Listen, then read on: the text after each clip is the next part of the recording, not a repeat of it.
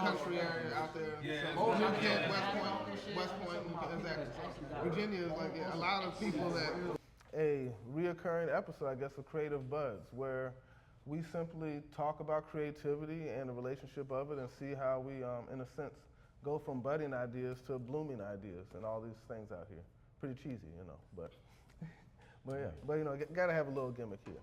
So off top, I just wanted to go into with Coppere Ford. Yeah, how have you really gone through this experience? This is your first exhibition, right? Yeah. So how's that been just for you in general? It's been amazing. No expectations, no disappointments. Basically. It's my first time, having my art in a gallery at this capacity. So I mean, this whole thing's been a learning experience. So it's been interesting. Cool. Yeah, it's been different from like most of your other experiences from interacting with people. I mean, we've talked a little bit again before from just performing and art, but this is a way where you're sitting back and letting people observe that. How's that really feeling to you about that? It's different. A different pressure, huh? Yeah, it's different, because I mean, with my other stuff, I'm on a stage, which is typically an elevated position, kind of like looking down, and people are finding enjoyment from the music, and it's just a different, energy. It's more of a kind of like a give and take, when we're dealing with that audience, so you can get that immediate reaction, if you play a beat or a song that people like, immediately people are dancing, moving, cheering, and all that. So this is a little more subdued. Okay.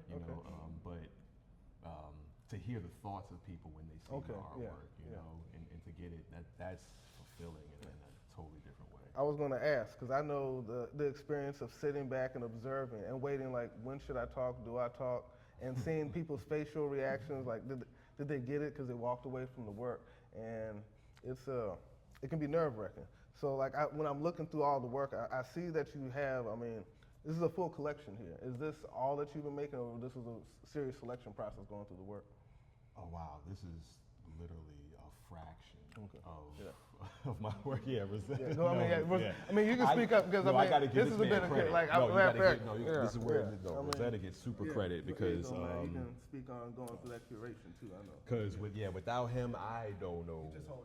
I just make the art. My process is sort of like how I do with music. I just make a lot of stuff at a time, and then I divvy it up and all of that stuff after the fact, so to have him, come through with his eye and his taste and sensibilities and actually do the actual work of, picking the stuff, man, like all the credit goes to him. Was that, that's just real. No, I appreciate that. I mean, I can only take the curatorial credit in a sense, but I think, and even then, I had help, pulling in, he couldn't be here, but shout out to Nigel Richardson. Because Coppere is such a raw, prolific artist, and I think that's what made this so exciting, but also challenging, because a lot of, studio practice artists or artists that have had some type of experience with exhibitions, they kind of know what they're going into. But he had none of that. And I'm not saying that as a bad or a jest. Yeah, I think it's just, it gave you freedom. Yeah, it's just like this unfiltered, untapped power in this source, and it's just like, oh, now I almost have to like, how the Hulk just taps in and channels all of that energy, but it's just raw. You know what I mean? I was like, all right, how can I almost had to become the Hulk, and like channel all that and not about all, because that's another thing. Like I said, this is like a toe. That's why we call it a debut, and even then it was like, how many pieces are we choosing?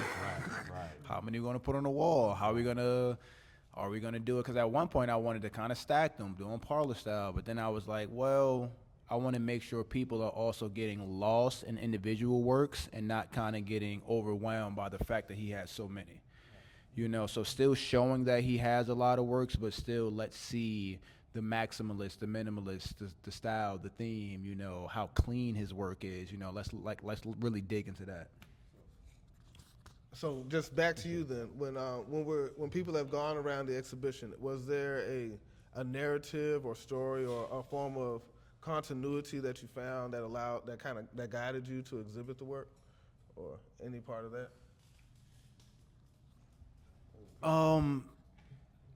As we talked about the works, you know, because we did like several studio visits over probably like what, 2 years? Yeah, about 2, 3. Yeah, about 2 or 3 years. Yeah, so like really giving, you know, first of all, a time to, because we already had a relationship, you know, through like, you know, I booked him several times, you know, through his music side, you know, and kind of just through my man James, you know, we built a different relationship, and it kind of was like, all right, I know this guy, but I want to now know Coppere. You know, so I wanted to make sure I took time to not just skip over that, but really redevelop that relationship as well, and kind of build those new chapters.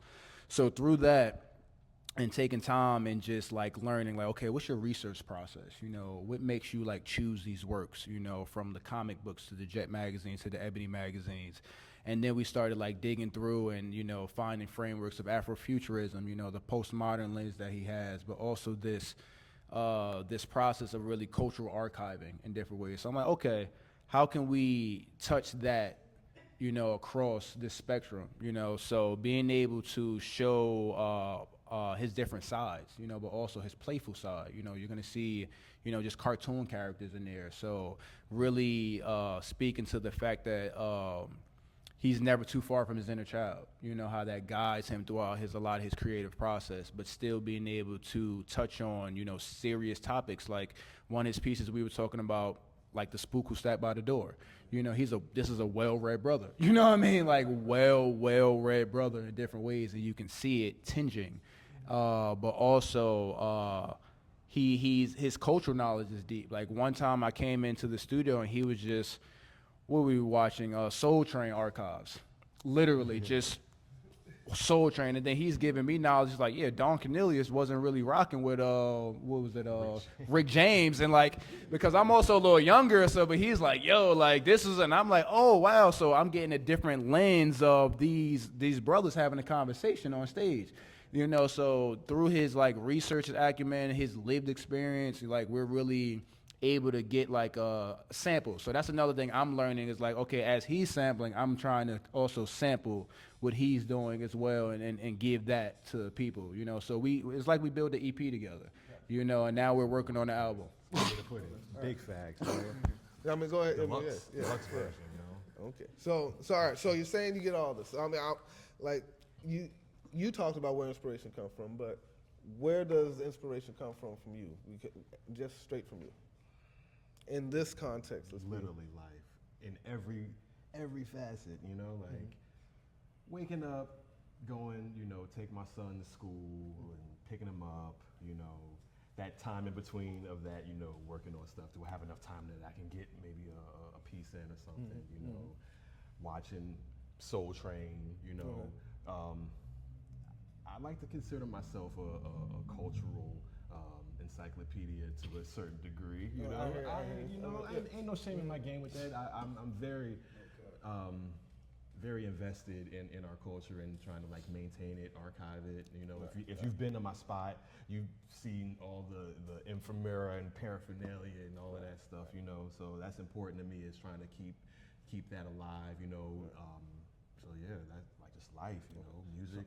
So you're crate digging, magazine collecting, flipping through every book, cycling through ideas. I mean, like, there's Al Sharpton in a piece over here, there's an X-ray over here, there's a Kung Fu movie in another scene. You have, you know, bottle caps inside of flowers. Like, in this process of doing these activities, are you doing both at the same time? Are you going through and saying, this is a dope song, oh, I can cut this off of the same album, or this, how is this process working? I mean, it started with just doing collages to beat music block, you know. Okay. So whenever I just be sitting, you know, at so the collages table, were before all this. Collages were before all of this, but then music took over, and then collages came in as a relief from making music. Right. You know, like, so now it's to the point to now I'm making music as a relief to doing collages. So it's just this weird, you know, back and forth cycle. So, you know, so they're all, creativity. so good. Go into the process a little more. I didn't mean to cut you off. Oh, I mean, like collaging or? Both of them. I mean, like, Oh, so how are you, like, I mean, I should say collaging specifically, but, you know. I'm collecting you're first going of all. through it. Okay. So I'm collecting first of all. Okay, First and there you foremost, I'm collecting finding any pieces like that just appeal to me, whether it's just like, aesthetically, the message, you know, anything. I'm just collecting, and then I just start like putting things together, like my curiosity. I don't know where it comes from. God, I'm just a vessel. But it's just like I just start thinking like, whoa, what if this goes with this? No, but what if this goes with this? And then I put it together, and it works. Sometimes it works, sometimes it doesn't. You know what I'm saying? So you're looking more at narrative. You're looking more at, let's say, the color of the composition. It's narrative, composition, aesthetics, all of that. You know, kind of.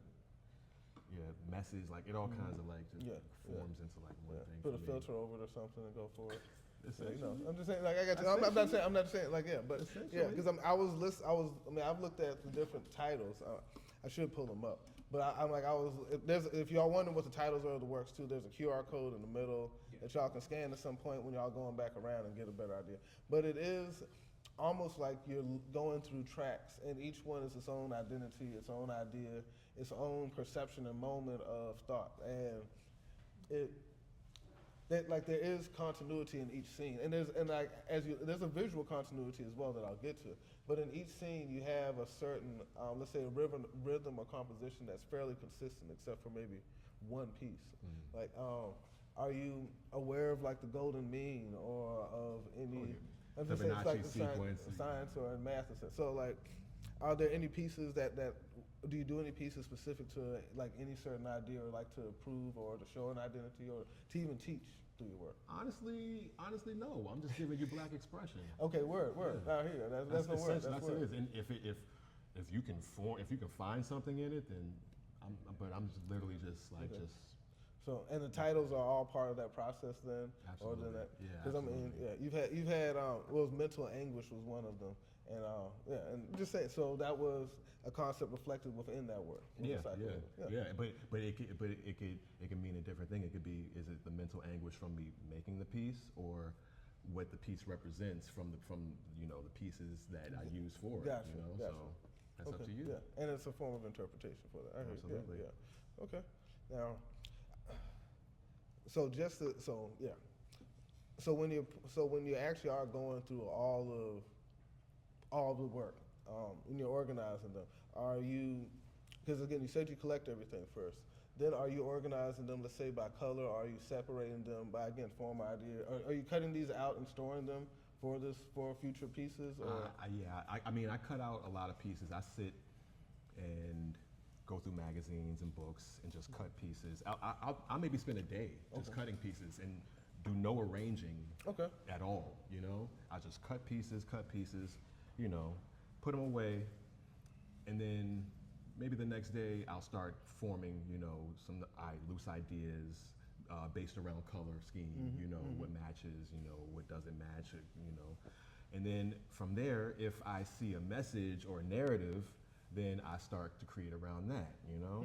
So there's different ways that I go, you know, approach it, you know, but color and narrative and composition are the three most important parts. I got you. And that because the end goal is still to have something aesthetically pleasing. Yeah. Such as you don't want to make a song that like is great, but nobody wants to listen to because everything clashes. Or something like that. It's not like you can have a great idea that there is. Not to be too off subject, but there is the musical style of not sound or not music. I don't know if you've heard of that style, where the goal is for it to be off rhythm. The instruments are to be bad, out of tune instruments. Oh yeah, for sure. Like there's a whole art form. I mean, and we have the art that happened that was art for art's sake, or art that wasn't supposed to be art, and the I'm not gonna get into Dada too much, but yeah.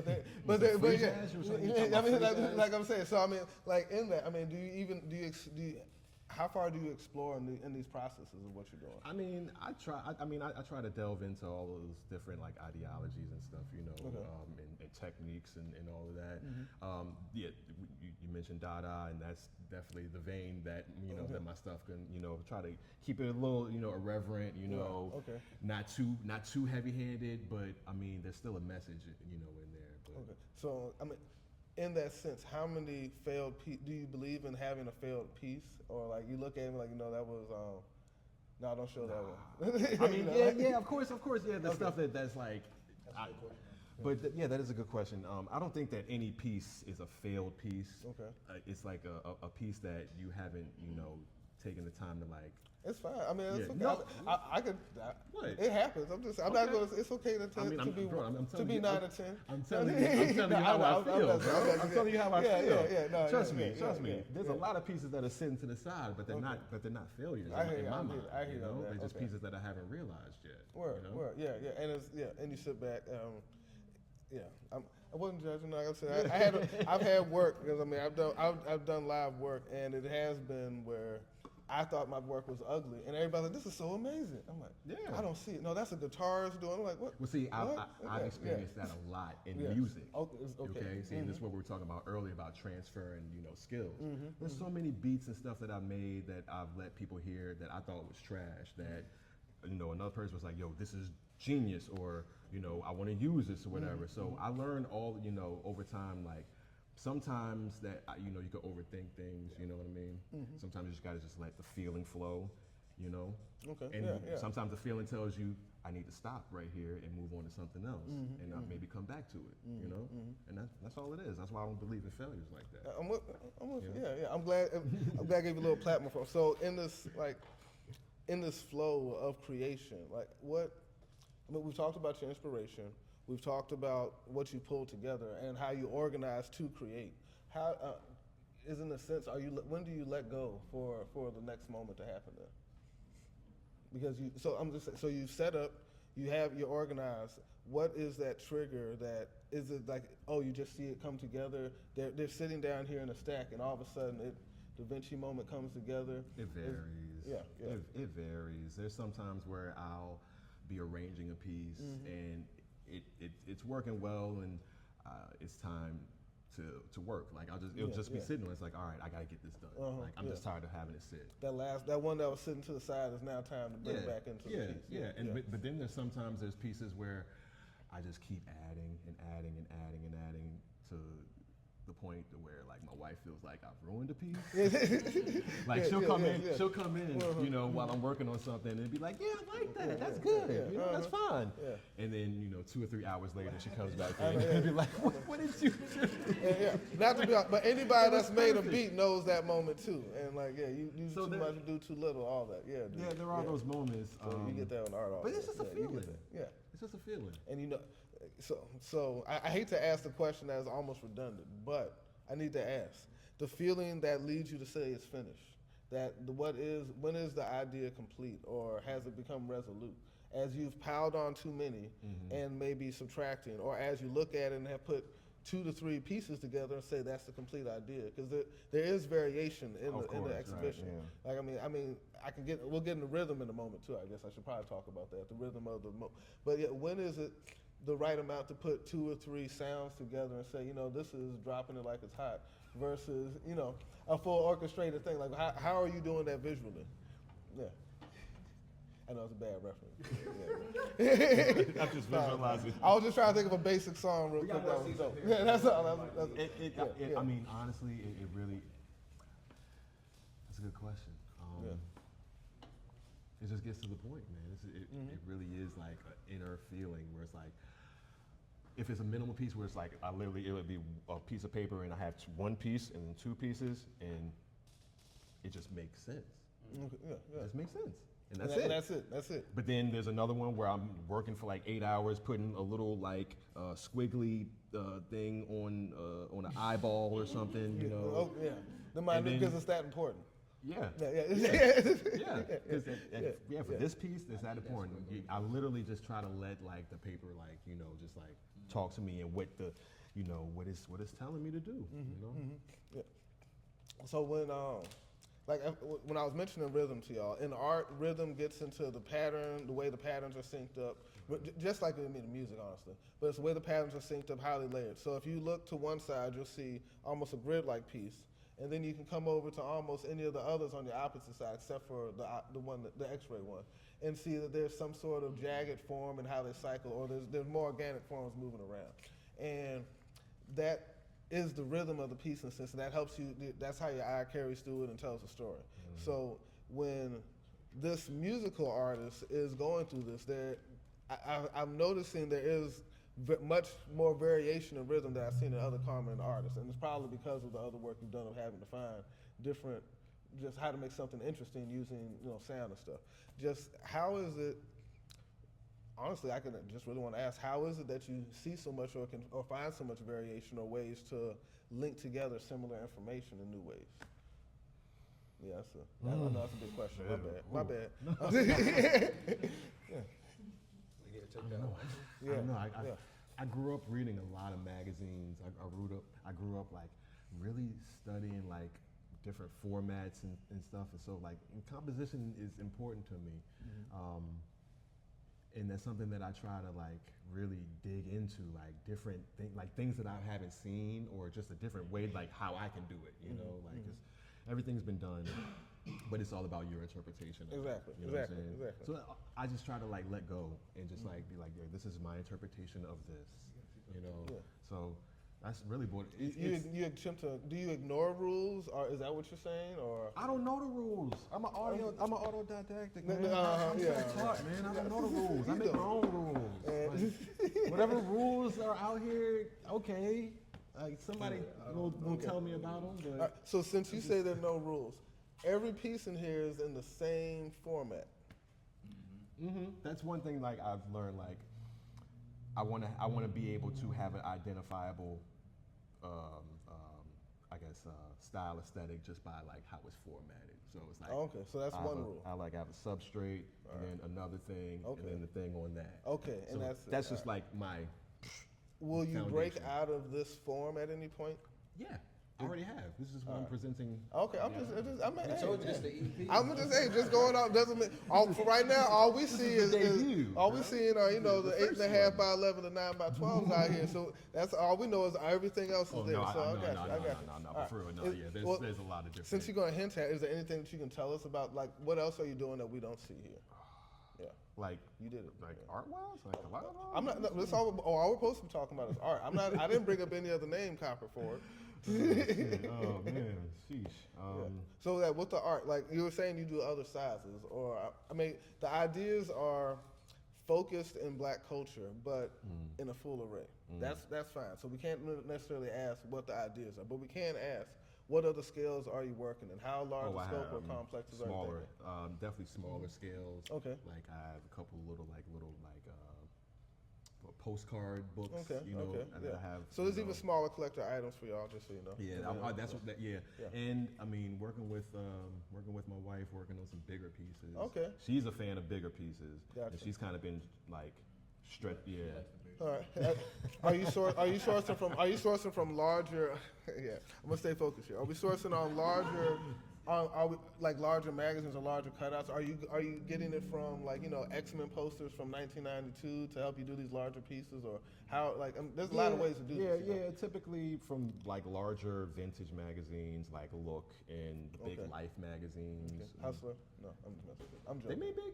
I have no idea. I was just fucking around. I thought they were standard. No, I know. Well, actually, either way, it doesn't matter. I don't know anything about that actually. But yeah. You sound like you know a little something. I mean, I'm an artist. I've had to explore all of American culture. Indeed, So, yeah. indeed. Keep So, open yeah. mind. Just open and scattered. That's it. That's all. So yeah, but to this. So how? I don't even want to get back into that. Now you done got me on a tangent about some of these other pieces. Because I'm seeing stuff now. So like when you have working with your wife in collaboration, how's that process? Is that's kind of a new part of the process that you're doing? I mean, I turned her on to collaging. Okay. And then like she got the bug, and now it's on some like where either she'll start a piece and I'll just add some things to it because she has her own thing going on. You know, I don't want to like tamper with it too much. I want her to really find that, but there's some things where like I'll like add some stuff to her pieces, or she'll come and she'll add something to mine, or she'll give me like I'll put out a thing and then she'll actually like kind of maybe give me a template, for certain things. And there's a couple of pieces that are like based off of her initial template, and then I'll add or rearrange it, but just using the pieces that she picked though. Yeah, not assistant work. No, I'm messing. we're trying to get him a show. Okay. Not yet. Okay. Not All right. yet. Well, yeah, but Working on it. So since we're on and family, you have the little one who's engineer a lot of levels of inspiration to artists and music. Are they joining in on the collaboration of the work? Nah, No. nah. He's got his own thing.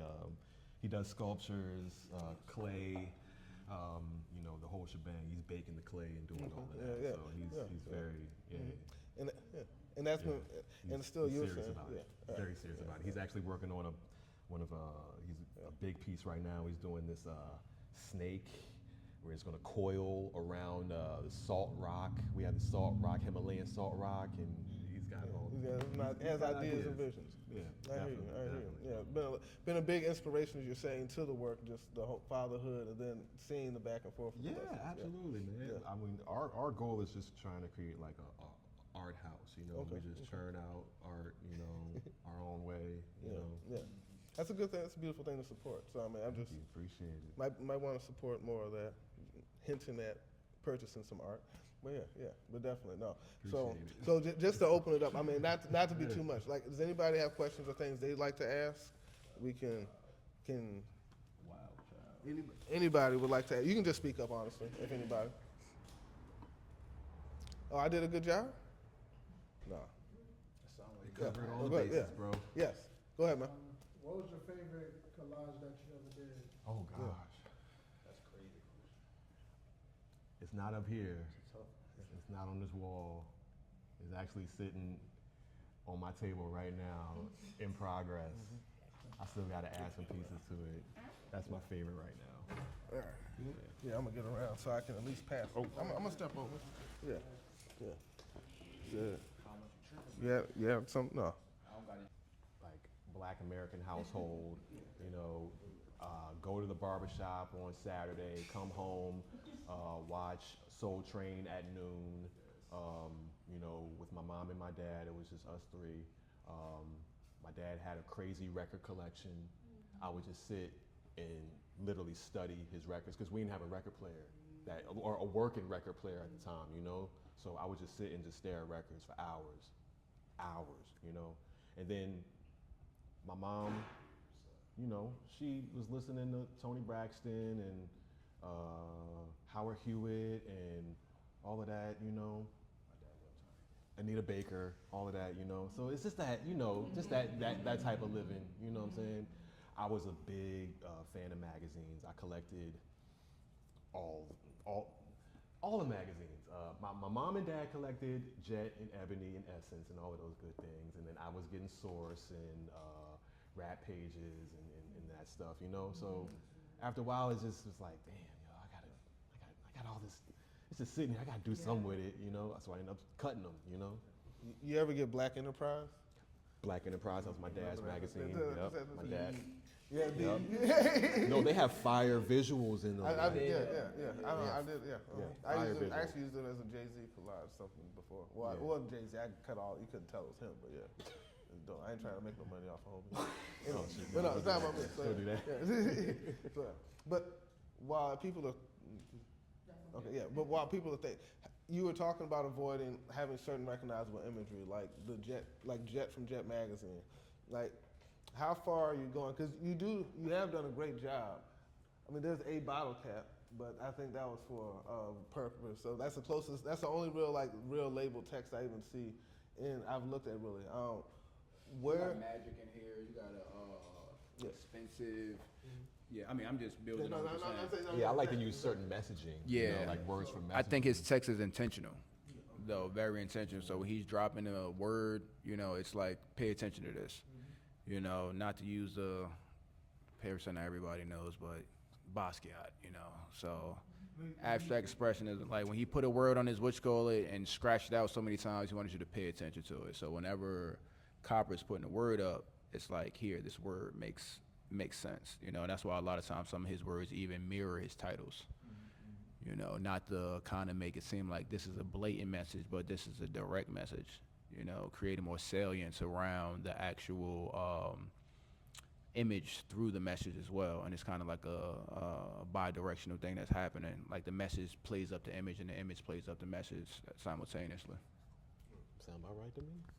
I hope I know a little bit. No, I really enjoyed the work though. I hope everybody else has been enjoying it. Well, if everybody's good, I mean, we do have Swelty here that will be doing a set in a bit. I believe we'd like to give some people some time to kind of reevaluate the work again.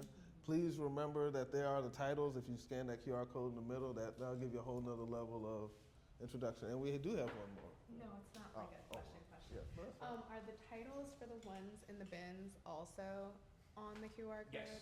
Yeah, I can speak to that a little bit. Just because I was kind of in the bathroom.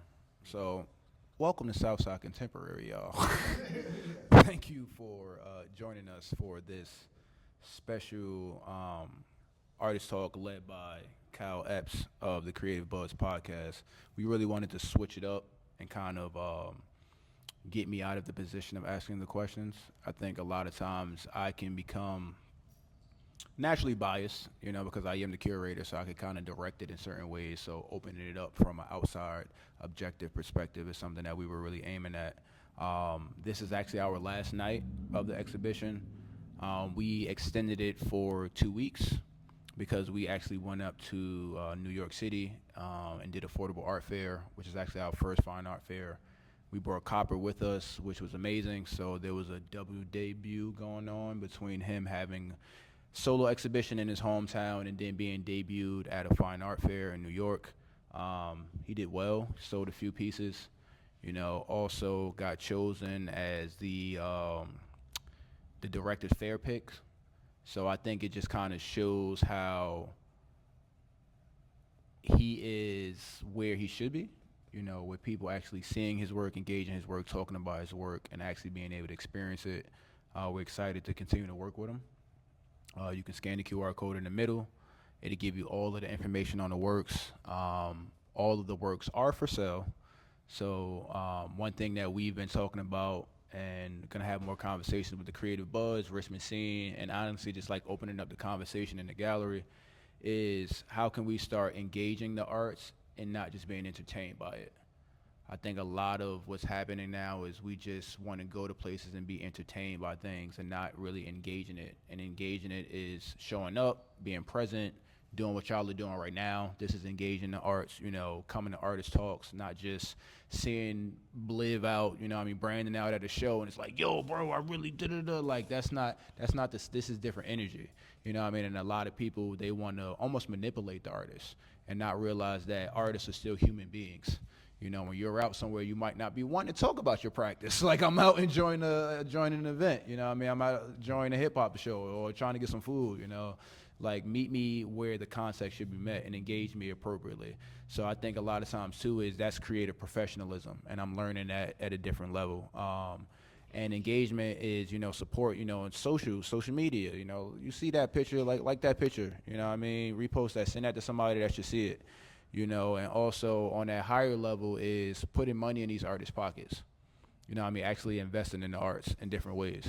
All right, so I'm excited for that, and I'm excited to be able to continue to create a synergy here in Southside, with regional artists. I don't really like to use the word local, native artists, regional artists, and then cross-pollinating between artists outside of the region because we can all help each other grow and learn from each other. So man, thank you. Get this gift to my man Coppere. Oh, shit. Yeah. Thank you. What is this? What?